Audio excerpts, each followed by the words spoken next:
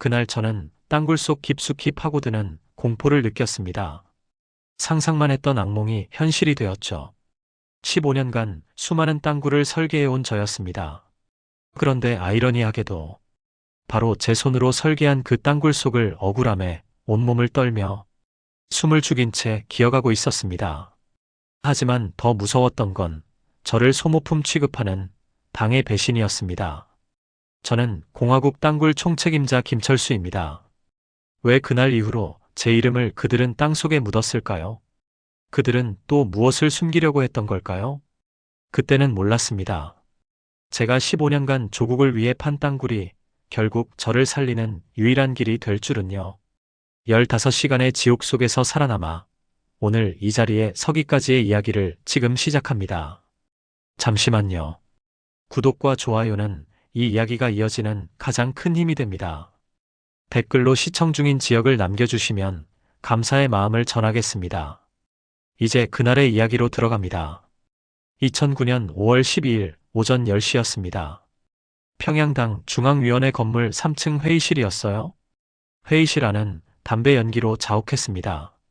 15명쯤 되는 간부들이 앉아 있었죠. 저는 맨 뒷줄 구석에 앉아 있었어요. 왜 이 자리에 불려왔는지 알 수 없었습니다. 25년째 토목기술자로 일하던 저였어요. 김일성 종합대학교 토목공학과를 졸업하고 평양 건설 현장에서 일했죠. 교량도 만들었고 아파트 기초도 설계했습니다. 성실했어요. 당에 충성했죠. 하지만 특별한 사람은 아니었습니다. 그런데 왜 이 자리에 앉아 있는 걸까요? 최 대좌가 일어섰습니다. 40대 후반쯤 됐어요. 키가 크고 눈빛이 날카로웠죠. 군복에 훈장이 주렁주렁 달려 있었습니다. 그가 천천히 회의실을 둘러봤어요. 침묵이 흘렀습니다. 무거운 침묵이었죠. 최 대좌가 입을 열었습니다. 우리 공화국의 위대한 통일 위협을 위해 새로운 총책임자를 임명하겠다. 제 심장이 뛰기 시작했어요. 김철수 동무를 땅굴 설계 총책임자로 임명한다. 순간 숨이 멎었습니다. 저요? 땅굴 설계 총책임자라니요? 조국 통일의 비밀 무기인 땅굴. 그 설계를 제가 맡게 된 거였어요. 영광이었죠. 그때는 몰랐습니다. 그 영광이 15년 후 제 손으로 파놓은 땅굴 속을 기어가며 목숨을 걸고 도망치게 만들 줄은요. 회의가 끝났습니다. 최 대좌가 절 불렀어요. 복도로 나왔죠. 그가 낮은 목소리로 말했습니다. 김동무, 이건 우리 공화국 최고 기밀이네. 알겠나? 예, 동무 대좌. 가족한테도 세부 내용은 말하지 말게. 예, 알겠습니다. 최 대좌가 제 어깨를 톡 쳤어요. 잘 부탁하네. 그날 이후 열심히 당에 충성하며 살았습니다. 저의 집은 평양 중구역 아파트였어요. 3층짜리 건물의 2층이었죠. 20평쯤 되는 작은 집이었습니다. 퇴근 후 집 문을 열자 아내 순이가 저녁을 준비하고 있었어요. 41살이었습니다. 초등학교 교원이었죠. 20년을 함께 산 사람이었습니다. 여보, 일찍 왔네요? 오늘 승진했어. 자세한 건 나중에 말해줄게 라고 했습니다. 아내가 귀한 돼지고기를 구해다가 김치찌개를 끓였어요. 평소엔 먹기 힘든 고기였죠. 25살 아들 민철이가 군대에서 휴가를 나와 있었습니다. 인민군 소위였어요. 키가 크고 건강했죠.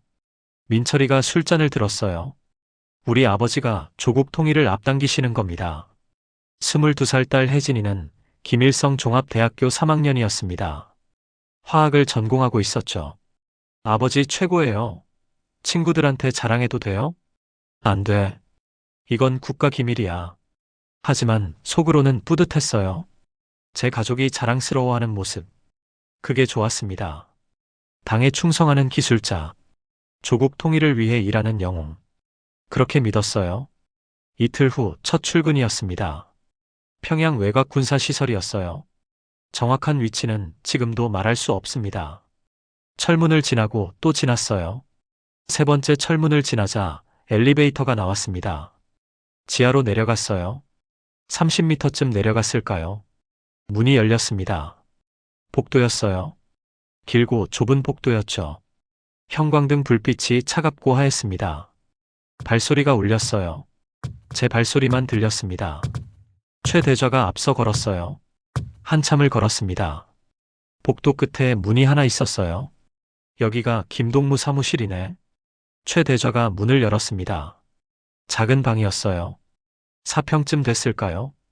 책상 하나와 제도판 하나가 있었습니다.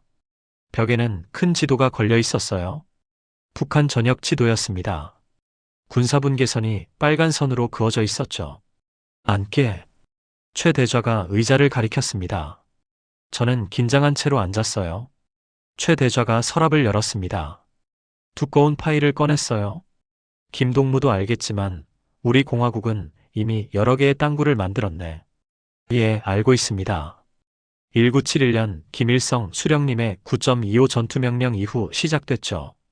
하나의 땅굴이 10개의 핵폭탄보다 위력이 있다고 하셨어요. 최 대좌가 파일을 펼쳤습니다. 사진들이 나왔어요. 땅굴 내부 사진이었습니다. 어둡고 좁은 터널이었어요. 시멘트 벽 레일, 전선들이 보였죠. 제1땅굴. 1974년 남조선 놈들이 발견했네. 제2땅굴. 1975년. 제3땅굴. 1978년. 최 대좌가 한 장 한 장 넘겼습니다. 하지만 우리는 멈추지 않았네. 계속 땅굴을 파야만 하네. 이제 김동무가 새로운 땅굴들을 설계하게 될 거야. 최 대좌가 저를 쳐다봤습니다. 더 깊게, 더 길게, 더 완벽하게. 그의 눈빛이 차갑고 날카로웠어요. 의심하지 말게. 우리는 명령만 따르면 돼. 알겠나? 예, 동무 대좌. 그날부터 제 일이 시작됐습니다. 첫 프로젝트는 4호 땅굴이었어요. 위치는 강원도 금강군 일대였습니다. 깊이는 최소 80m 이상, 길이는 5.2km, 폭은 2m, 높이는 2m. 제도판 앞에 앉았어요. 연필을 들었습니다. 계산을 시작했죠. 각도는 3.7도 하향이어야 했습니다. 너무 가파르면 기어가기 힘들었고 너무 완만하면 길이가 너무 길어졌어요. 80m 깊이면 남조선 놈들 지진 감지 장비로도 찾기 어려웠습니다. 환기구는 300m마다 하나씩 설치해야 했어요. 지표면까지 가는 파이프였죠. 직경 5cm. 작지만 산소는 충분히 공급됐습니다. 배수시설도 중요했어요. 지하수가 차면 땅굴이 무너질 수 있었으니까요. 전기는 220V, 60W 전구를 50m마다 하나씩. 레일도 깔아야 했습니다. 폭 60cm. 궤도차가 다닐 수 있게요. 밤낮으로 그렸어요. 6개월이 걸렸습니다. 완벽했어요. 25년간 배운 모든 기술을 쏟아부었죠. 2010년 3월이었습니다. 설계가 끝났어요. 최 대좌가 도면을 검토했습니다. 한참을 들여다봤어요. 고개를 끄덕였습니다. 훌륭하네. 역시 김동무야. 감사합니다. 공사는 다음 달부터 시작하겠네. 예, 동무 대좌. 그해 5월이었습니다. 현장에 처음 나갔어요. 강원도 금강군 산속이었습니다. 민간인 출입 통제 구역이었죠. 차로 3시간을 달렸어요. 산길이었습니다. 좁고 험했죠. 입구는 산 중턱에 숨겨져 있었어요. 나무와 바위로 위장돼 있었습니다. 멀리서 보면 그냥 산이었어요. 하지만 가까이 가면 철문이 보였죠. 경비병 4명이 서 있었습니다. 신분증을 확인했어요. 문이 열렸습니다. 안으로 들어갔어요. 계단이 나왔습니다. 아래로 계속 내려갔어요. 80m를 내려가야 했습니다. 숨이 찼어요. 공기가 점점 차가워졌습니다. 축축했어요. 흙냄새가 났죠. 내려갈수록 빛이 사라졌습니다. 마지막 계단을 내려섰을 때 저는 멈췄어요. 바닥이었습니다. 작업장이 보였어요. 굴착기 소리가 귀를 찢었습니다. 쾅쾅쾅. 화강암을 뚫는 소리였어요. 분진이 자욱했습니다. 마스크를 써도 목이 아팠죠. 인부들이 일하고 있었어요. 100명쯤 됐을까요? 모두 인민군 공병이었습니다. 교대로 일했어요. 하루 12시간씩. 현장 책임자가 다가왔습니다. 김동무 총책임자님 오셨습니까? 저도 안녕하십니까? 라고 대답했습니다. 진척도를 보여드리겠습니다. 저는 따라겠어요. 터널 입구였습니다. 폭 2m, 높이 2m의 아치형 터널이었어요. 제가 설계한 대로였습니다. 안으로 들어갔어요. 어두웠습니다. 전등이 켜져 있었지만 희미했어요. 바닥에는 물이 고여 있었습니다. 배수 시설이 작동하고 있었죠. 발을 내디뎠어요. 철벅. 물 밟는 소리가 났습니다. 한 걸음 한 걸음 걸었어요. 벽을 만졌습니다. 차갑고 축축했어요. 화강암이었습니다. 단단했죠. 200m쯤 들어갔을까요? 끝이었습니다. 굴착기가 벽을 뚫고 있었어요. 쾅쾅쾅쾅쾅. 소리가 울렸습니다. 진동이 느껴졌어요. 여기가 제가 만든 것이구나. 그렇게 생각했습니다. 자부심이 밀려왔어요. 제 설계대로 만들어지고 있었으니까요. 조국을 위한 일이라고 믿었습니다. 그해 여름이었어요. 한 달에 2번씩 현장에 나갔습니다. 진척도를 확인했어요. 한 달에 약 100m씩 나아가고 있었습니다. 계획대로였죠. 이 속도면 3년 안에 완성될 거였어요. 2011년 가을이었습니다. 4호 땅굴이 3km쯤 진행됐을 때였어요. 최 대좌가 절 불렀습니다. 사무실로 갔어요. 그가 지도를 펼쳤습니다.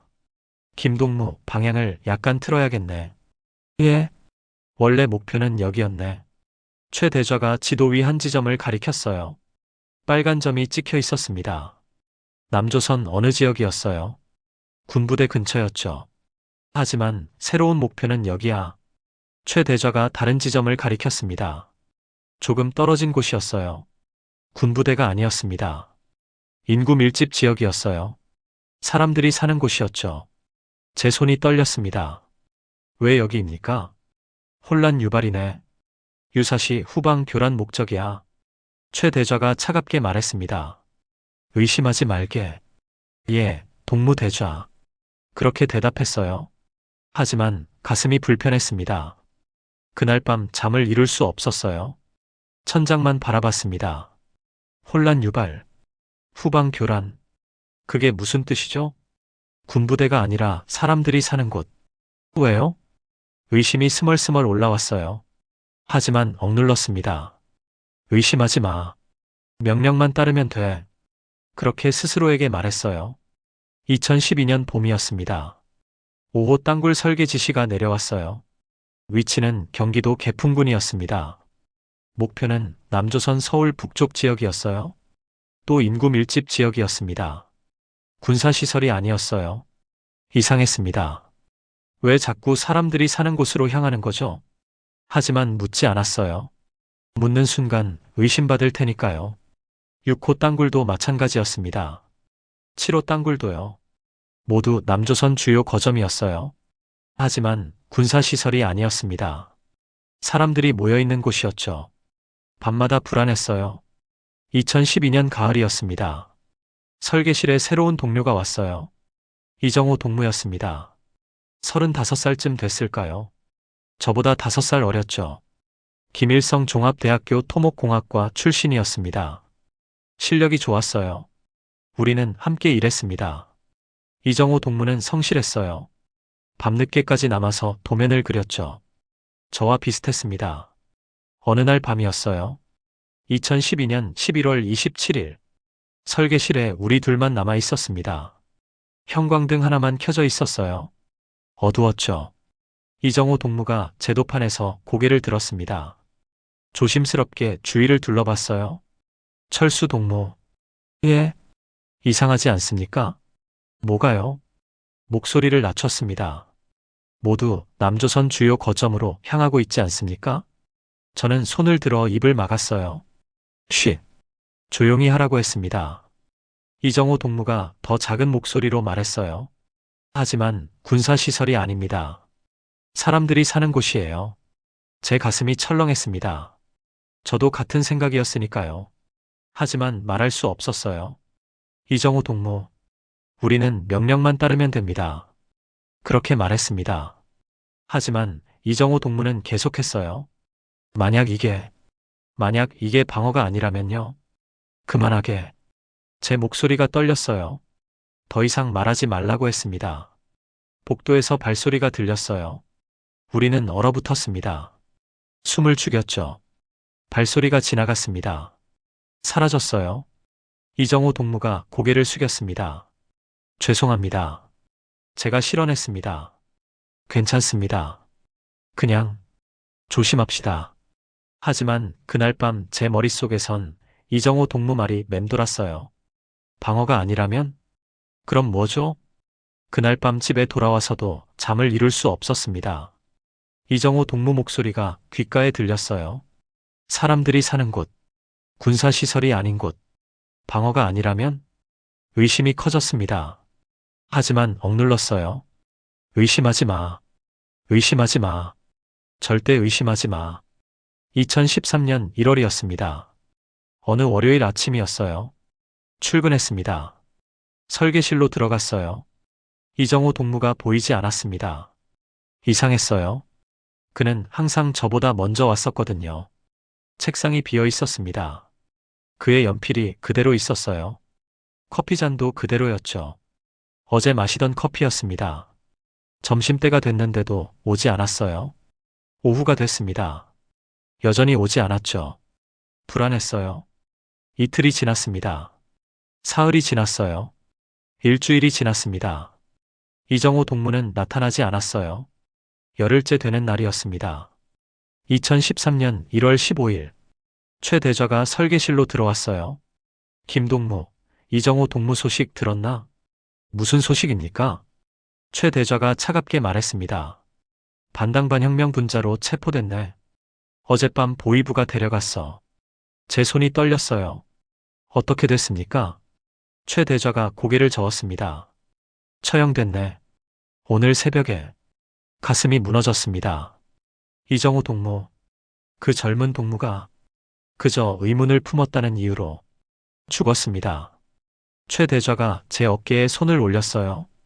김동무 의심하지 말게. 명령만 따르면 돼. 알겠나? 예, 동무 대좌. 최 대좌가 나갔습니다. 저는 그대로 서 있었어요. 이정호 동무 빈 책상을 바라봤습니다. 그의 연필이 아직 그대로 있었어요. 그날 밤 악몽을 꿨습니다. 이정호 동무가 나왔어요. 피를 흘리며 절 쳐다봤습니다. 왜 말리지 않았냐고 물었어요. 왜 살려주지 않았냐고. 발버둥을 치는 걸 꿈에서 보고 놀래서 깨어났습니다. 온몸이 땀으로 젖어 있었어요. 다음 날부터 저는 더 열심히 일했습니다.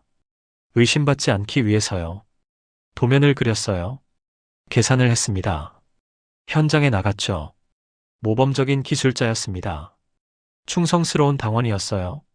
하지만 속으로는 떨고 있었습니다. 의심하는 순간 저도 끝이구나. 이정호 동무처럼. 그렇게 생각했어요. 그래서 고개를 숙였습니다. 더 열심히 일했어요. 살아남기 위해서요. 그저 살아남기 위해서였습니다. 이정호 동무가 사라진 후 저는 더 조심스러워졌습니다. 말을 아껴야 했어요. 의심도 품으면 안 됐죠. 그저 시키는 대로 하면 됐습니다. 살아남기 위해서요. 2013년 봄이었습니다. 새로운 프로젝트가 내려왔어요. 7호 땅굴이었습니다. 위치는 강원도 북부였어요.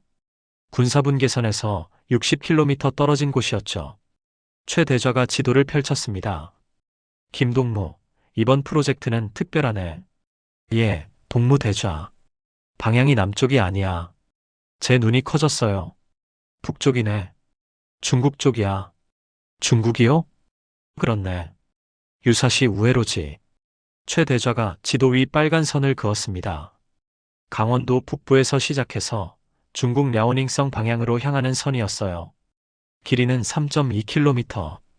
깊이는 85m. 예, 알겠습니다. 그날 밤 저는 도면을 펼쳐놓고 생각했어요. 중국 쪽이라고요. 남쪽이 아니라 북쪽. 유사시 우회로. 하지만 제 머릿속에는 다른 생각이 스쳤습니다. 탈출로. 혹시 모를 탈출로가 될 수도 있겠구나. 언젠가요? 아주 먼 훗날이요. 설계를 시작했습니다. 공식 설계는 이랬어요. 시작점 강원도 북부 산속. 목표점 군사분계선 북방 30km 지점. 깊이 85m. 길이 3.2km. 하지만 저는 다르게 그렸어요. 실제 길이를 4.7km로 늘렸습니다. 1.5km를 더 추가한 거였죠. 중국 국경까지 연결되도록요. 도면에는 3.2km만 표시했습니다. 나머지 1.5km는 숨겼어요. 측량 오차라고 보고할 생각이었어요. 25년 경력의 저를 의심하진 않을 겁니다. 출구 위치를 계산했습니다. 북위 40도 52분 13초.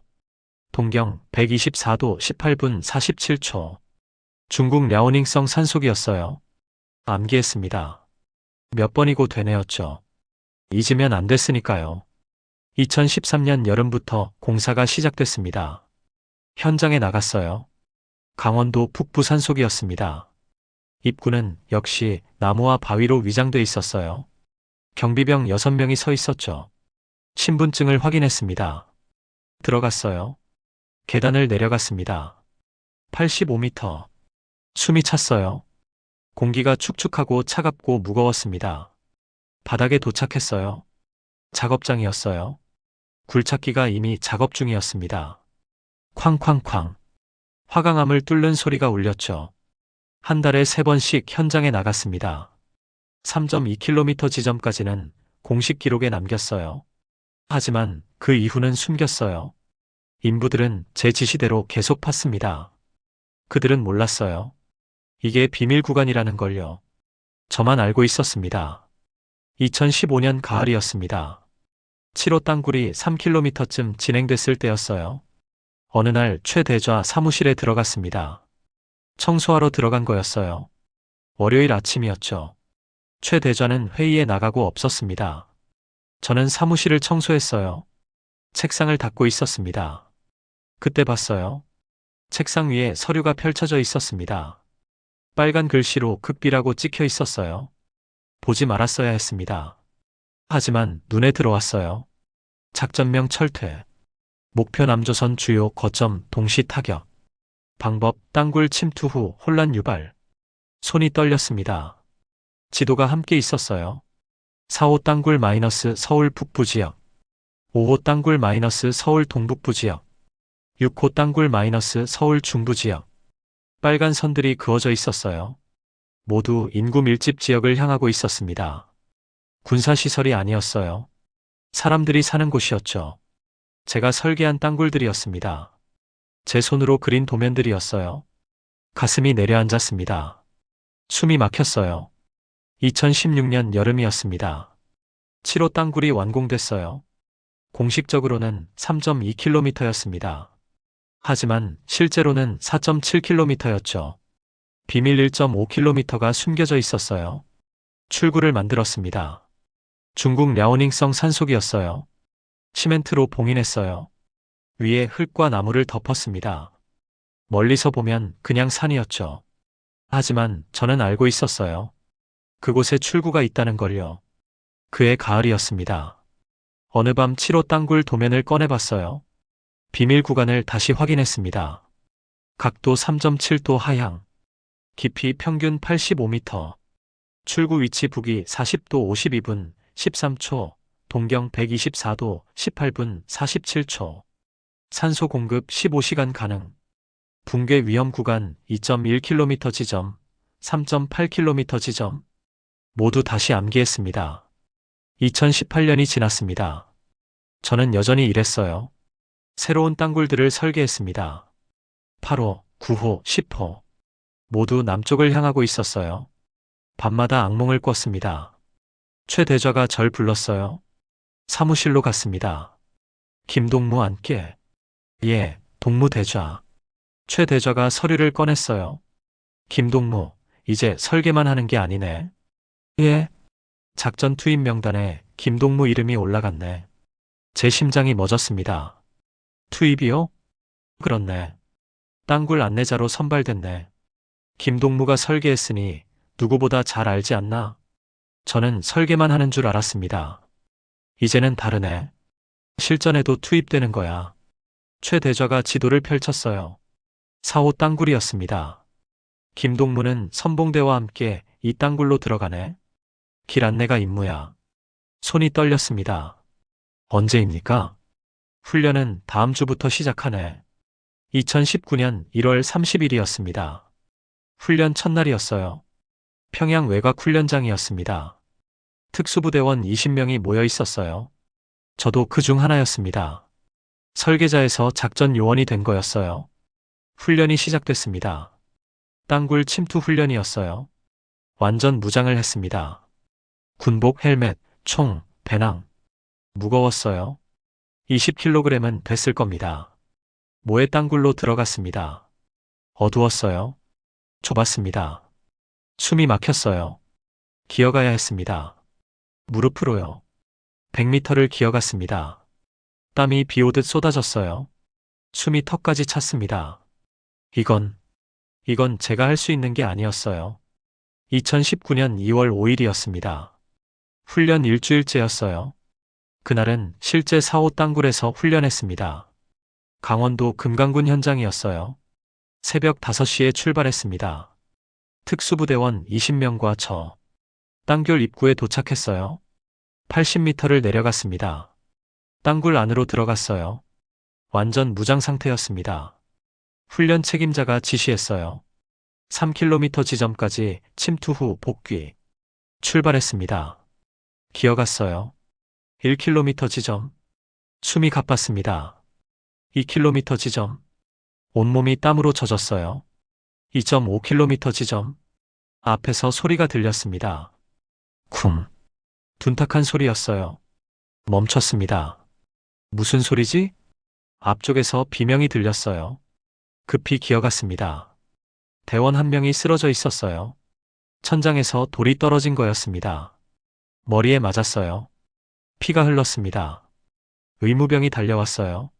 하지만 이미 늦었습니다. 숨을 쉬지 않고 있었어요.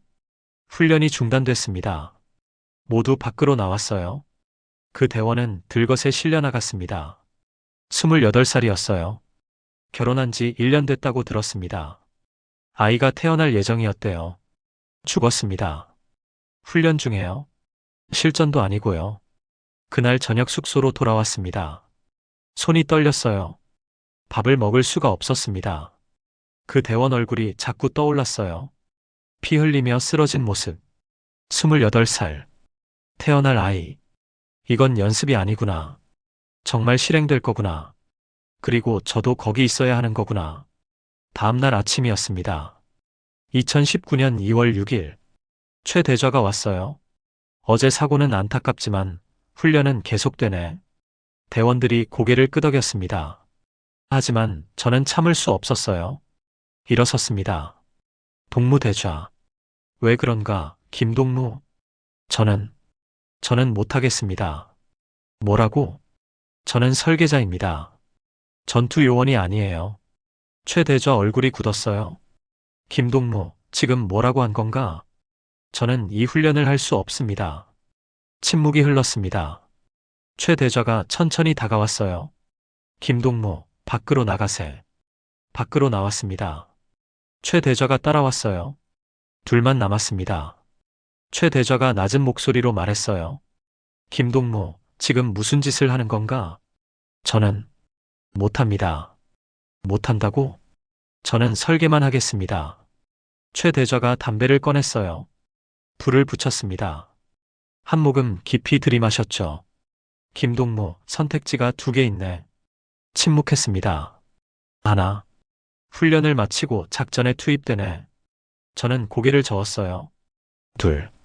아오지로 가네. 제 심장이 멎었습니다. 아오지요? 그렇네. 탄광에서 10년쯤 일하면 정신 차릴 걸세. 아니면 교화소도 좋지.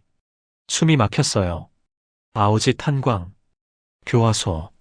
그곳에 가면 죽는 겁니다. 최 대좌가 담배 연기를 내뿜었어요. 어떻게 하겠나? 말이 나오지 않았습니다. 내일 아침까지 생각해보게. 훈련에 복귀하든지 짐 싸든지. 최 대좌가 돌아갔어요. 저는 그 자리에 서 있었습니다. 그날 밤 잠을 이룰 수 없었어요. 천장만 바라봤습니다. 아오지. 교화소. 그곳에 가면 가족도 끝입니다. 3대가 끝나요. 민철이도, 혜진이도, 순이도 모두 끝입니다. 하지만 훈련을 계속하면요. 작전에 투입되면요.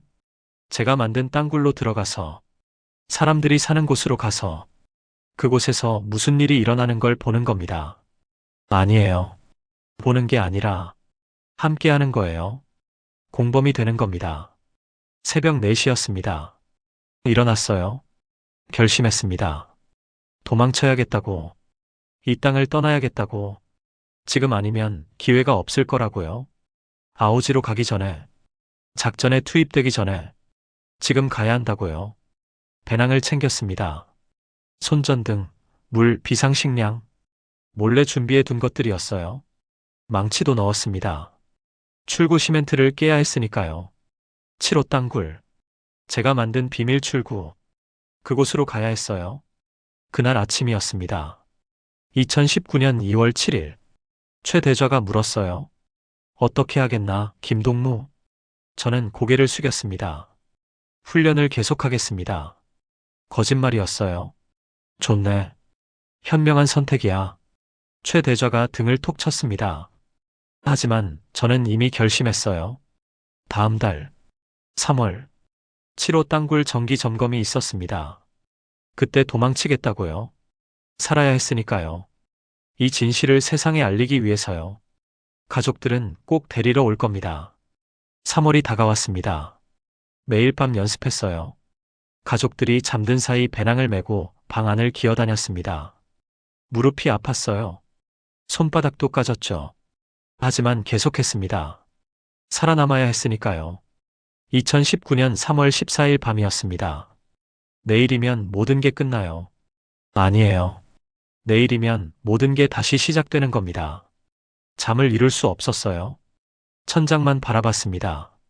아내 얼굴이 떠올랐어요. 민철이 목소리가 들렸습니다. 혜진이 웃음소리가 귓가에 맴돌았죠. 당분간 다시는 못 볼 사람들이었어요. 눈물이 났습니다. 2019년 3월 15일 새벽 5시에 일어났습니다. 세수했어요. 그리고 거울을 봤습니다. 50살 남자가 보였어요. 오늘 이 얼굴도 아마 사라지는 겁니다. 김철수, 이 이름은 오늘로써 땅에 묻힐 거예요. 당이 저를 소모품으로 버렸습니다. 땅굴 설계자에서 작전 요원으로요. 거부하면 아오지행이었죠. 15년 충성한 대가가 이거였어요. 아침 8시 최 대좌에게 보고했습니다. 7호 땅굴 정기 점검 나가겠습니다. 잘 다녀오게. 마지막 대화였어요. 아침 9시 차에 올랐습니다. 운전병이 운전했어요. 강원도 북부로 향했습니다. 창밖을 봤어요. 산이 보였습니다. 나무가 보였어요. 하늘이 보였습니다. 마지막으로 보는 조국의 풍경이었어요. 가슴이 아팠습니다. 오후 1시 7호 땅굴 입구에 도착했어요. 경비병 6명이 서 있었습니다. 신분증을 확인했어요. 땅굴 설계 총책임자 김철수. 경비병이 경례했습니다. 철문이 열렸어요. 계단을 내려갔습니다. 85m. 한 계단 한 계단. 숨이 가빠졌어요. 땀이 났습니다. 내려갈 때마다 생각했어요. 이게 마지막이구나. 절대로 돌아오지 않을 거니까. 바닥에 도착했습니다. 현장 책임자가 다가왔어요. 김동무 총책임자님 오셨습니까? 오랜만입니다. 여기는 별 이상 없습니다. 좋습니다. 혼자 둘러보겠습니다. 혼자요? 위험하지 않습니까? 괜찮아요.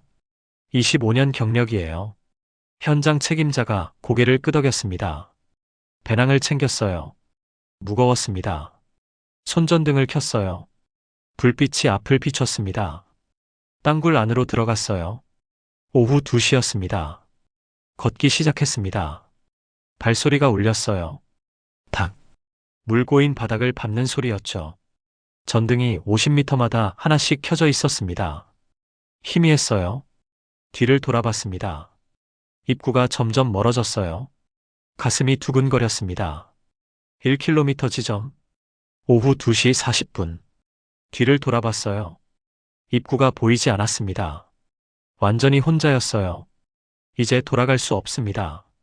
숨을 크게 들이마셨어요. 계속 걸었습니다. 3km 지점. 오후 4시. 공식 끝 지점이었어요. 벽이 있었습니다. 시멘트로 막혀 있었죠. 하지만 저는 알고 있었어요.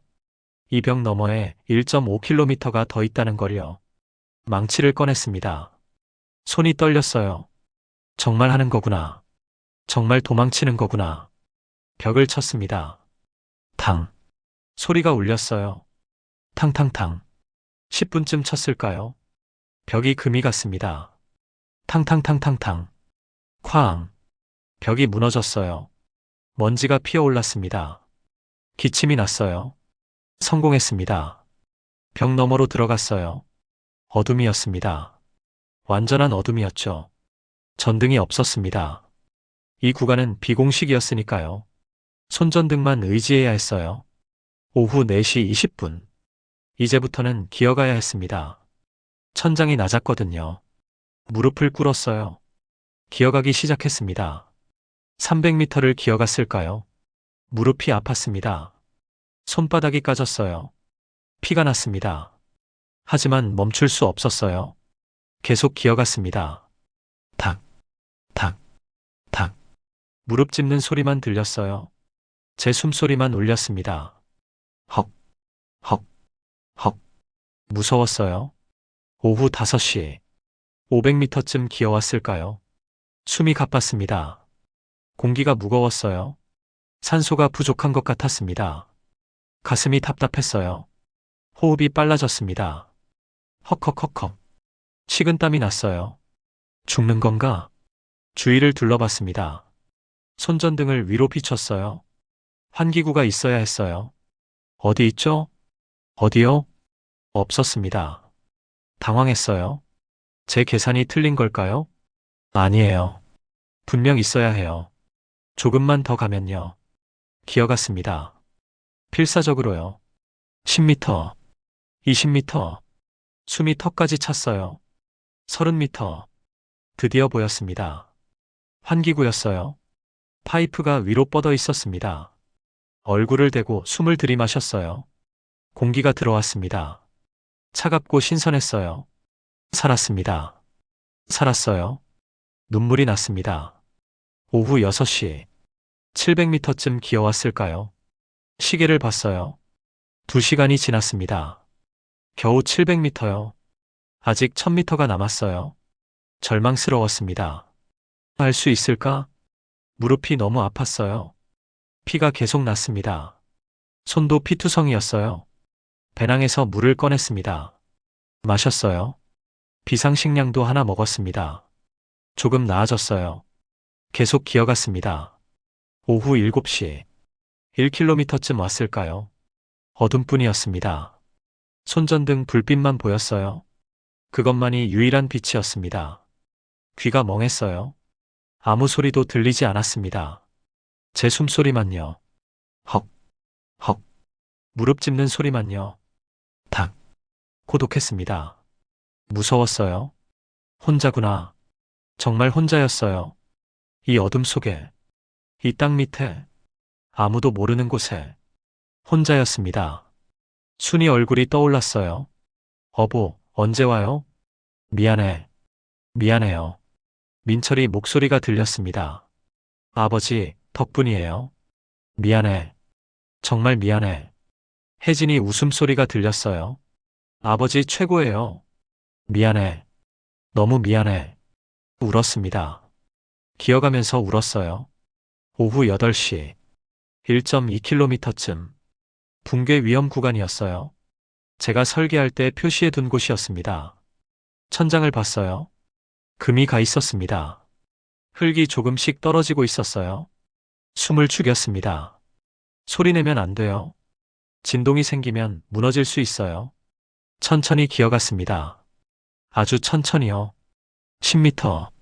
흙이 떨어졌습니다. 머리에 맞았어요. 멈췄습니다. 숨도 멈췄어요.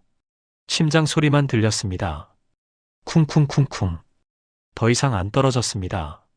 다시 기어갔어요. 20m. 또 흙이 떨어졌습니다. 등에 맞았어요. 제발, 제발요. 30m. 간신히 지나갔습니다. 오후 9시. 1.4km쯤. 물이었습니다.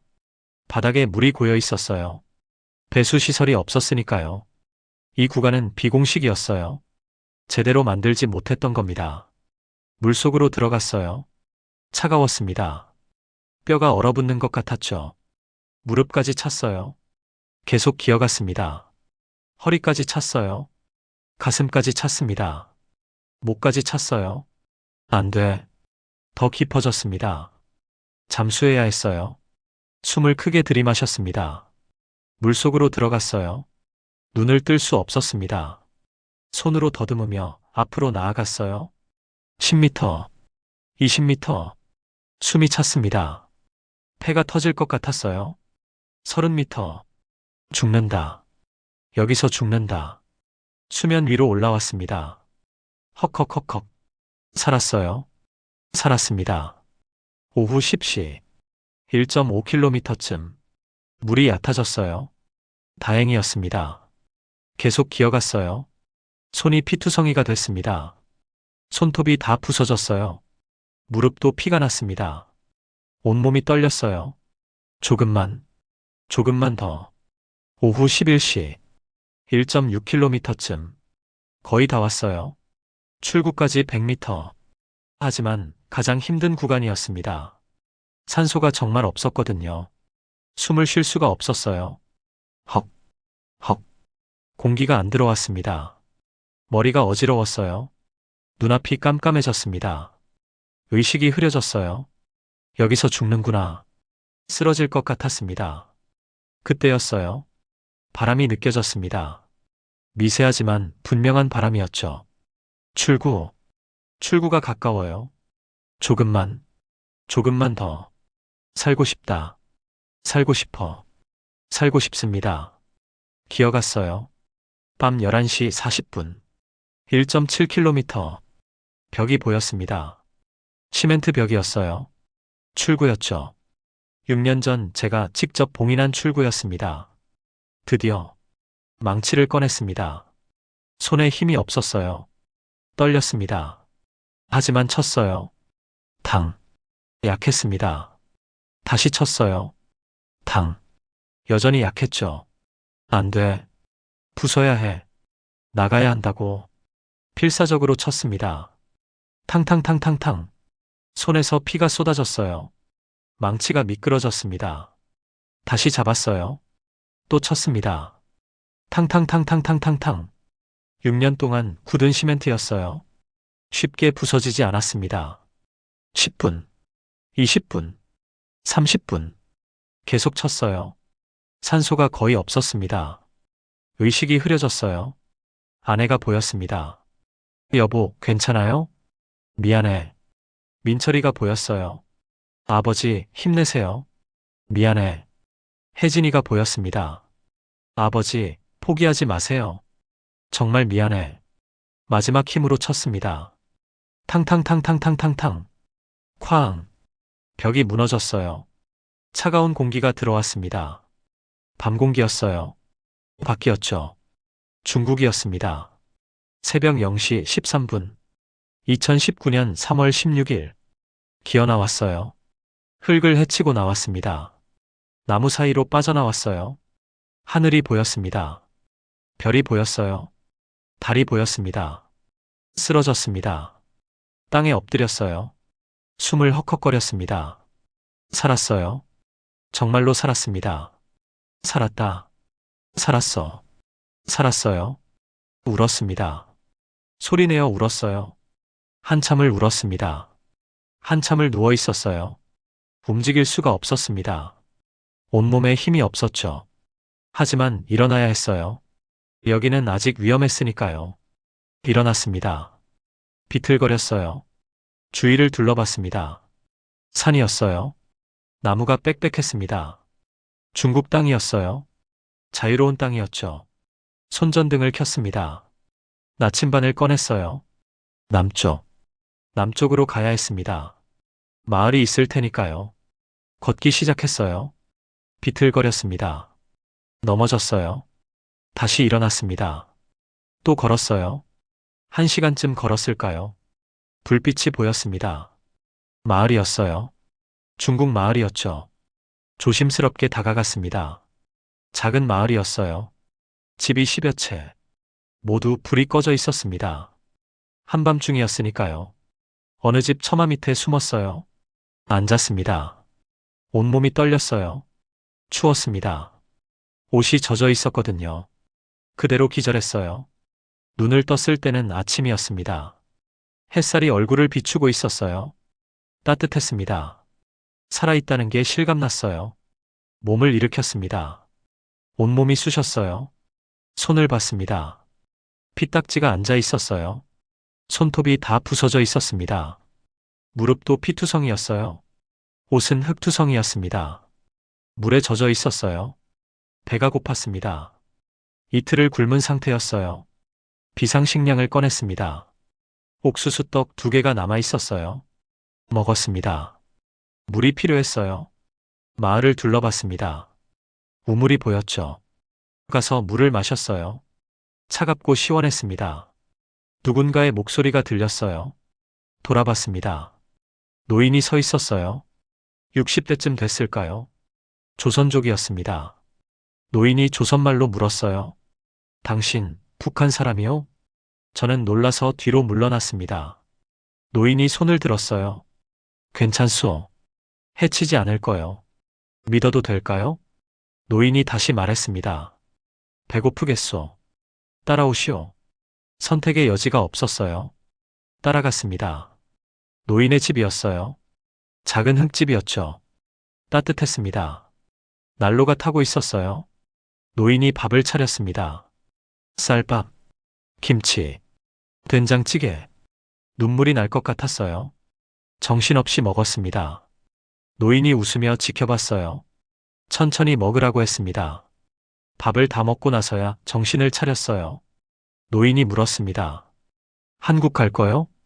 예. 저는 고개를 끄덕였어요. 노인이 한참 저를 보더니 말했습니다. 도와주겠소. 왜요? 나도 옛날에 도망쳤소. 6.25 때. 누군가 날 도와줬소. 이젠 내 차례요. 가슴이 뜨거워졌습니다. 노인의 이름은 한기사였어요. 조선족 농부였습니다. 이 마을에서 40년을 살았대요. 여기서 일주일 쉬시오. 그동안 내가 길을 알아보겠소. 고맙습니다. 고개를 숙였어요. 일주일이 지났습니다. 한 기사가 사람을 찾았다고 했어요. 베이징까지 데려다 줄 사람이래요. 한국 대사관으로 갈 수 있대요. 2019년 3월 23일. 한 기사와 작별했습니다. 고맙다고 했어요. 몇 번이나요? 한 기사가 손을 잡았습니다. 잘 가시오. 자유롭게 사시오. 눈물이 났어요. 차를 탔습니다. 브로커가 운전했어요. 창밖을 봤습니다. 중국 땅이었어요. 하지만 기쁘지 않았습니다. 가슴이 무거웠어요. 북한에 두고 온 사람들, 내 가족에게 너무 미안했습니다. 차는 이틀을 달렸습니다. 중국 시골길을 지나고 고속도로를 달렸어요. 창밖만 바라봤습니다. 스쳐 지나가는 풍경들, 자유로운 사람들, 웃고 있는 아이들. 하지만 제 마음은 무거웠어요. 2019년 3월 25일, 베이징에 도착했습니다. 큰 도시였어요. 사람들이 많았죠. 자동차가 많았습니다. 불빛이 많았어요. 평양과는 달랐습니다. 브로커가 차를 세웠어요. 여기서 내리시오. 어디죠? 한국 대사관이요. 저 건물 보이요? 고개를 들었습니다. 큰 건물이 보였어요. 태극기가 펄럭이고 있었습니다. 가슴이 뛰었어요. 차에서 내렸습니다. 고맙다고 했어요. 브로커는 대답 없이 차를 몰고 갔습니다. 홀로 남았어요. 대사관 정문 앞이었습니다. 다리가 떨렸어요. 한 발, 두 발, 뛰어서 갔습니다. 경비원이 서 있었어요. 저를 쳐다봤습니다. 저는 조심스럽게 입을 열었어요. 탈북자 보호 신청합니다. 그렇게 말했습니다. 그러자 경비원이 안으로 안내했어요. 직원이 나왔습니다. 작은 방으로 들어갔어요. 책상 하나가 있었어요. 앉으라고 했습니다. 질문이 시작됐어요. 이름은요? 김철수입니다. 나이는요? 50입니다. 출신은요? 함경북도 청진입니다. 북한에서 무슨 일을 했습니까? 땅굴 설계 총책임자였습니다. 직원 얼굴이 변했어요. 땅굴이요? 예, 땅굴 맞습니다. 잠시만 기다려 주십시오. 직원이 급히 어디론가 전화했습니다. 30분 후였어요. 다른 사람들이 왔습니다. 5명이었어요.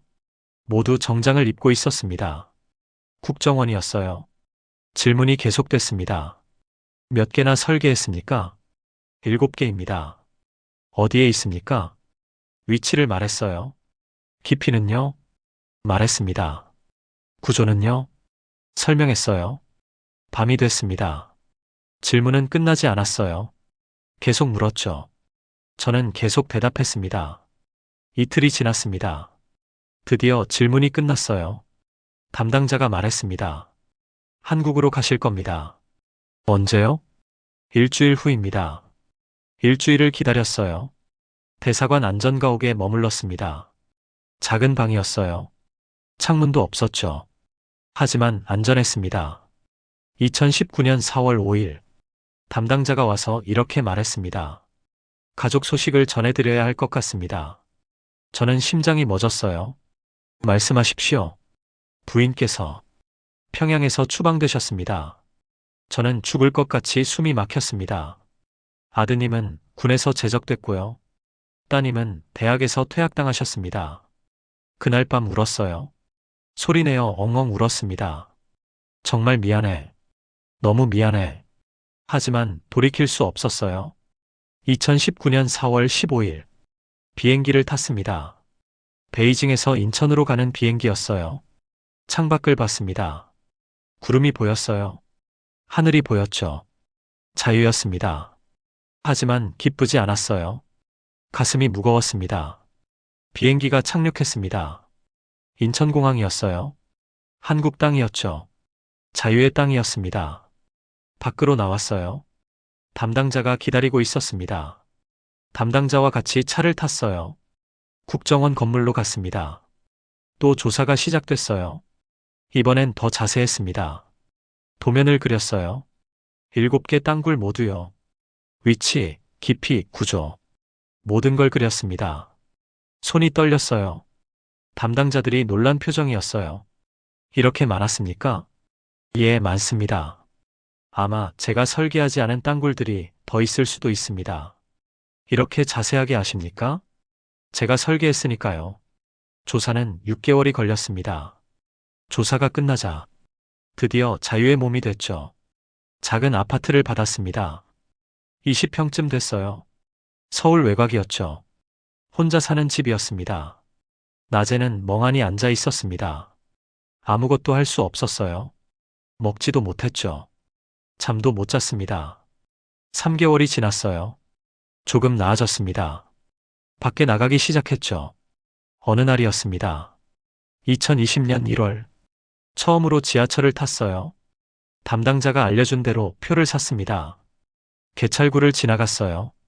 플랫폼으로 내려갔죠. 사람들이 많았습니다. 전광판에 역 이름들이 적혀 있었어요. 역무실 벽에 노선도가 붙어 있었습니다. 무심코 봤어요. 그리고 그 자리에서 얼어붙었습니다. 1호선부터 9호선까지 색색의 선들이 서울을 가로지르고 있었어요. 거미줄처럼 얽혀 있었습니다.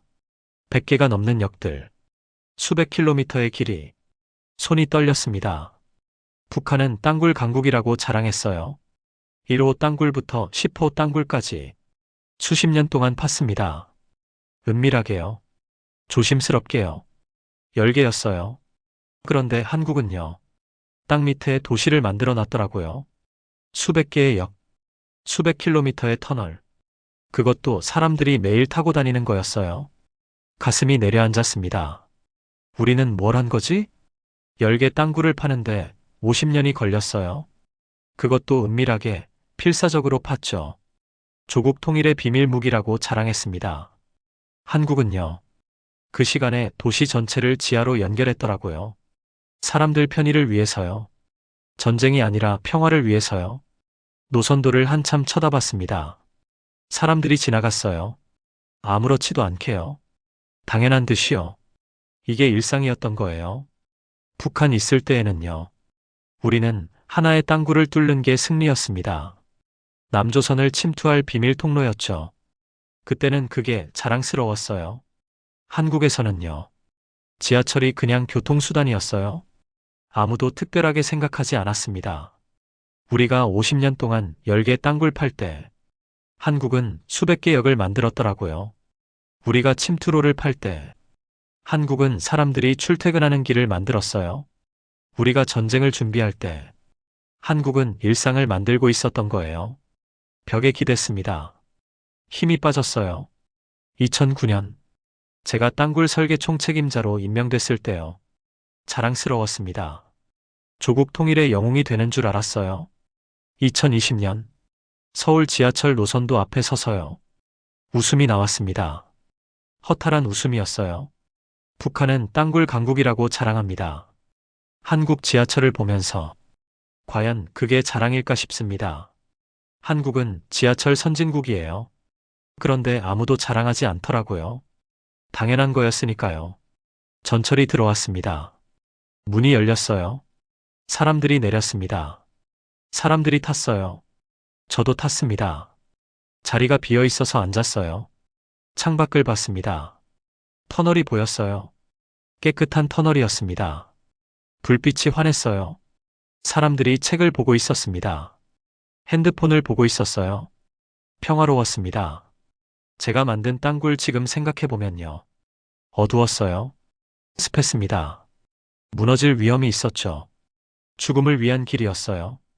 이 지하철은요. 밝았습니다. 깨끗했어요. 안전했죠. 삶을 위한 길이었어요. 그날 집에 돌아와서 무어라 말할 수 없는 억울함이 올랐었습니다. 1년이 지났습니다. 2020년. 여전히 가슴이 아팠죠. 세월이 흘러서 2024년이었습니다. 어느 날 거울을 봤어요. 55살이 된 제 모습이 보였습니다. 주름이 더 깊어졌어요. 머리도 하얗게 샜죠. 하지만 살아 있었습니다. 그날 결심했어요. 이제 말해야겠다고요. 이 진실을요. 세상에 알려야겠다고요. 방송국에 연락했습니다. 땅굴 설계 총책임자의 증언. 그렇게 말했죠. 담당자가 만나자고 했어요. 만났습니다. 모든 걸 말했어요. 7개 땅굴에 대한 위치, 목적, 모두요. 담당자 얼굴이 굳어 있었습니다. 이거 정말입니까? 예, 정말입니다. 증거가 있습니까? 제 기억이 증거입니다. 15년 동안 설계한 기억이요. 녹화 날짜가 잡혔어요. 2024년 11월 27일. 내일이었습니다. 오늘 밤입니다. 2024년 11월 26일. 잠을 잘 수 없어요. 내일이면 세상이 알게 될 겁니다. 제가 만든 땅굴들을요. 가족 사진을 꺼냈습니다. 북한에서 마지막으로 찍은 사진이었어요. 순이가 웃고 있었습니다. 민철이가 서 있었어요. 혜진이가 손을 흔들고 있었죠. 눈물이 났습니다. 용서해 줄까요? 아마 안 할 겁니다. 평생 용서 못 받을 거예요. 하지만 침묵은 더 큰 죄입니다. 말해야 해요. 내일 카메라 앞에 섭니다. 저는 북한 땅굴 설계 총책임자였습니다. 라고 말할 겁니다. 떨릴 거예요. 울지도 모르죠. 하지만 말해야 합니다. 제가 만든 땅굴들을, 아직도 숨겨져 있을 땅굴들을, 혼자입니다. 외로워요. 하지만 이게 제가 살아야 하는 이유입니다. 창밖을 봤습니다. 서울 야경이 보였어요. 불빛들이 반짝이고 있었습니다. 저 불빛 아래 사람들이 살고 있어요. 모르고 사는 사람들, 평화롭게 사는 사람들, 그들을 지켜야 합니다. 제가 만든 땅굴들, 그 땅굴들이 향하고 있는 곳, 사람들이 사는 곳, 막아야 해요. 북한은 땅굴 강국이라고 자랑했어요. 하지만 한국은 이미 더 많은 터널을 만들어 놨더라고요. 죽음이 아니라 삶을 위해서요. 그게 차이였습니다. 아내에게 말하고 싶습니다. 미안하다고, 사랑한다고, 잊지 않고 있다고요. 민철이에게 말하고 싶어요. 아버지가 잘못했다고, 하지만 자랑스러운 아들이었다고. 혜진이에게 말하고 싶습니다. 결혼식 못 가서 미안하다고, 행복하게 살라고. 아버지는 괜찮다고요. 하지만 말할 수 없습니다. 다시는 못 볼 수도 있는 사람들이니까요. 시계를 봤어요. 밤 11시입니다. 내일이면 모든 게 시작돼요. 새로운 삶, 그리고 동시에 속죄의 삶입니다. 땅굴을 판 손으로 이제는 진실을 쓰겠습니다. 떠나온 사람들을 잊지 않겠습니다. 하지만 앞으로 나아가겠어요? 이제 시작입니다. 자유를 찾았지만 완전한 자유는 아니에요. 가슴속 무게는 여전히 무겁습니다. 하지만 저는 혼자가 아니에요. 이 진실을 들어주실 여러분이 계시니까요. 제가 만든 땅굴, 제가 설계한 길, 그 길을 막는 것. 그게 제가 할 수 있는 유일한 속죄입니다. 내일 아침 해가 뜨면요. 카메라 앞에 서겠습니다. 떨리겠지만요. 말하겠습니다. 2019년 3월 15일. 그날 밤 저는 땅굴 속에서 기어갔습니다. 15시간을 기어갔어요. 죽을 뻔했죠. 하지만 살았습니다. 왜 살았을까요? 이 순간을 위해서요. 진실을 말하기 위해서요. 땅굴은 아직도 있습니다. 제가 만든 땅굴들, 숨겨진 땅굴들, 그 땅굴들을 세상이 알아야 해요. 더 이상 침묵하지 않겠습니다. 더 이상 숨지 않겠어요. 김철수, 북한 땅굴 설계 총책임자. 그게 제 과거입니다.